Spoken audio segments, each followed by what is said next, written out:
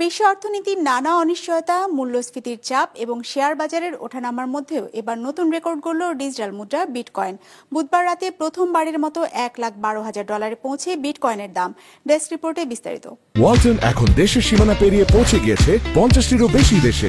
ওয়ালটন, ঘরে ঘরে বিশ্বজুড়ে। ক্রিপ্টো মুদ্রার ইতিহাসে সর্বোচ্চ দামে পৌঁছে আবারও নতুন রেকর্ড গড়েছে বিটকয়েন। বুধবার রাতে বিশ্বের সবচেয়ে বড় এই ক্রিপ্টোকারেন্সির দাম বেড়ে দাঁড়ায় প্রায় $1,12,000।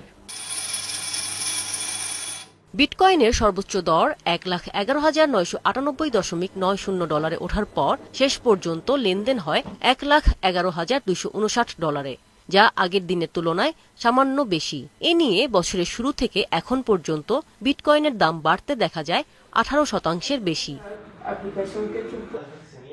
বিশ্লেষকরা বলছেন, বিনিয়োগকারীদের ঝুঁকি নেওয়ার প্রবণতা এবং বড় বড় প্রতিষ্ঠানের চাহিদা বেড়ে যাওয়ায় বিটকয়েনের দাম এমন ঊর্ধ্বমুখী।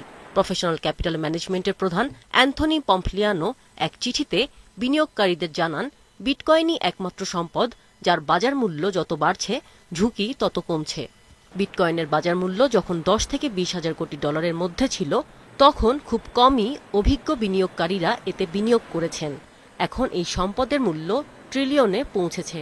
এতে পৃথিবীর প্রায় সব বড় পুঁজি ব্যবস্থাপকরাই এতে বিনিয়োগ করতে পারছেন বলেও জানান তিনি। এই ডিজিটাল সম্পদের সার্বিক প্রবৃদ্ধিতে ভূমিকা রেখেছে ট্রাম্প প্রশাসনের ক্রিপ্টো সমর্থনমূলক বিভিন্ন নীতি, যা এই খাতে মূলধনের যোগান দিয়েছে, এমনটাই বলছে বার্তা সংস্থা রয়টার্স। বিটকয়েনের এ দাম বাড়ার প্রভাব অন্যান্য ডিজিটাল মুদ্রাতেও পড়েছে। বাজার মূলধনের দিক থেকে দ্বিতীয় বড় ডিজিটাল মুদ্রা ইথারের দামও বেড়ে $2,795 পৌঁছে। আমিনা লুসি, বিজনেস রিপোর্ট, মাছরাঙা টেলিভিশন।